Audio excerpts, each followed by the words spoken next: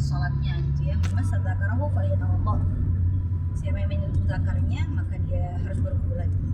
Wa ayyuma imra'atin massat farjaha falyatawaddo, dan perempuan yang menyentuh farjinya juga harus berwudu. Dan yang terakhir, menyentuh kulit lawan jenis. Nah, dalam madzhab Syafi'i, menyentuh kulit lawan jenis yang bukan mahram, tersentuh kulit dengan kulit, dengan atau tanpa syahwat, itu membatalkan sholat. Jadi kalau misalnya kita lagi sholat, tiba-tiba ibu-ibu lagi sholat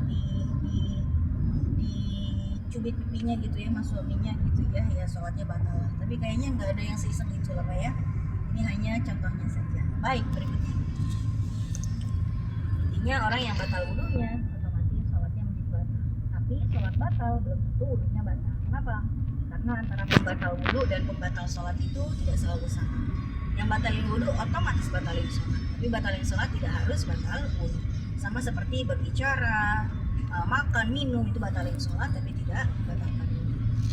Kemudian mengalami hadas besar. Jadi kalau misalnya lagi dalam sholat mengalami sesuatu yang menyebabkan, berarti dia batal sholatnya. Contoh, ada orang sholat perempuan, tiba-tiba dia keluar darah haid, berarti sholatnya batal gitu ya.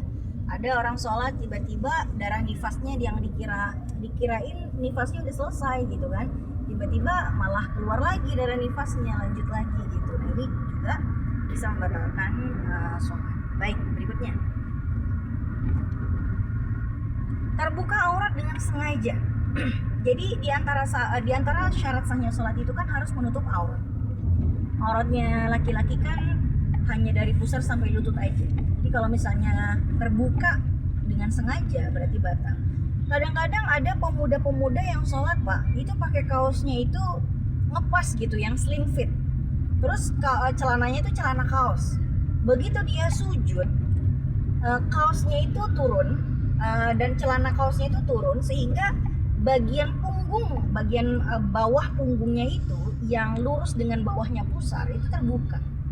Nah, itu menjadi batal kalau misalnya dia sadar terbuka dan dia tidak melakukan tindakan untuk menutupnya, itu batal sholatnya gitu, karena terbuka dengan sengaja. Tapi kan saya tidak sengaja membukanya, itu nggak sengaja kok. Kalau nggak sengaja gimana?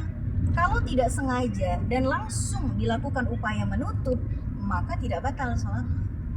Tapi kalau misalnya tidak sengaja terbuka dan dia tidak melakukan upaya untuk menutup, artinya pembiarannya itu dianggap membuka dengan sengaja. Nah, maka di beberapa masjid sekarang Pak ada selain menyediakan mukena untuk perempuan, DKM beberapa masjid itu sekarang menyediakan rompi buat laki-laki gitu. Yang tanpa lengan tapi panjangnya itu sampai di bawah bokong, sehingga pemuda-pemuda yang suka pakai kaos ngepas sama celana kaos yang suka kebuka gitu ya, nah itu bisa aman gitu, tertutupi dengan rompi.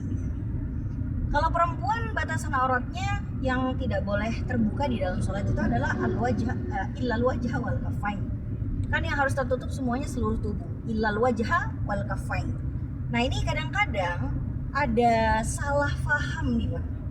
Karena harusnya kan perempuan itu yang boleh terlihat dalam sholat adalah wajah, wal kafain. Al kafain itu seringkali diterjemahkan sebagai kedua telapak tangan, padahal ini bukan makna yang sepadan. Al kafain itu maksudnya dua al kaf. Apa al kaf itu? Al kaf itu adalah telapak tangan dan punggung tangan. Bahasa Arabnya punggung tangan itu namanya zahirul kaf, sedangkan telapak tangan itu batinul kaf. Telapak tangan dan punggung tangan itu yang disebut dengan al-kafain. Jadi kalau mau diterjemahkan al-wajah wal kafain itu adalah wajah dan telapak tangan plus punggung tangan sampai pergelangan tangan. Nah, jadi kalaupun kita nggak pakai mukena tapi kita pakai gamis yang sudah